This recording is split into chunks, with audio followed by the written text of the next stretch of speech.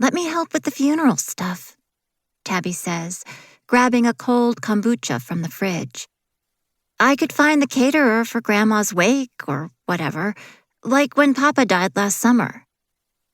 After Annie's father-in-law passed away quietly at the Shaw family estate in Boston, Tabby proudly assisted with telephone calls and vendor arrangements. Duncan Shaw welcomed his daughter's involvement, even though the 13-year-old's constant questions about how and what to do ultimately created more work for him. He confided in Annie. "Any inconvenience is well worth it if it helps Tabby to process her grief." Now, Annie flips through a stack of mail on the counter, buying time as she struggles to craft a tactful response to her daughter's offer. There will be no funeral for Matt. Annie, riddled with guilt, couldn't even bring herself to attend the cremation.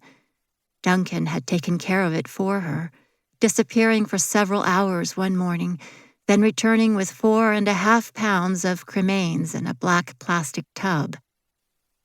Fortunately, something on the kombucha label has caught Tabby's eye and distracted her from the topic of funeral plans. The girl's nose, freckled from a decade of writing lessons, crinkles. "This says made in San Francisco, but locally brewed is so much better for us and for the environment. Do better, Mom." At that, she raises the bottle to her rosebud lips and chugs the entire thing. $6 gulped down in 15 seconds. At times like this, Annie can't help but notice how much Tabby takes for granted.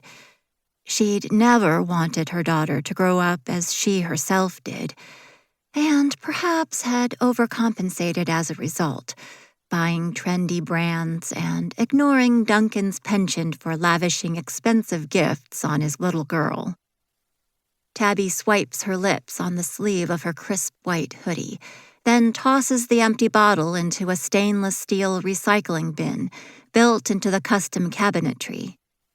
Again, she fixes a pair of expectant brown eyes on her mother. "So, what can I do?" Annie clears her throat nervously and attempts to level expectations as gently as possible. "We're not doing a funeral, just the cremation. I thought you knew. There's nobody to invite anyway. Grandma didn't have any friends left, and there aren't any other relatives that I know of." This was completely true. Annie hadn't even met her father or her older brother, nor did she know the particular circumstances of their deaths. Matt had never been willing to share much, only vaguely alluding to the fact that they both died during the war. Well, what about the ceremony to spread the ashes or the wake?" Tabby's voice is growing precariously thin and nasal. With the fragile pride of a teenager, she's taken the rejection of her help, so rarely offered, personally. "I mean, if we don't do something, Grandma's ghost won't be able to rest." Her daughter's presumptuousness grates on Annie. As soon as Tabby grew old enough to be embarrassed by her grandmother's missing teeth, broken English, and odd ways, she avoided the old woman as much as possible. What right did she have to dictate the terms of mass burial?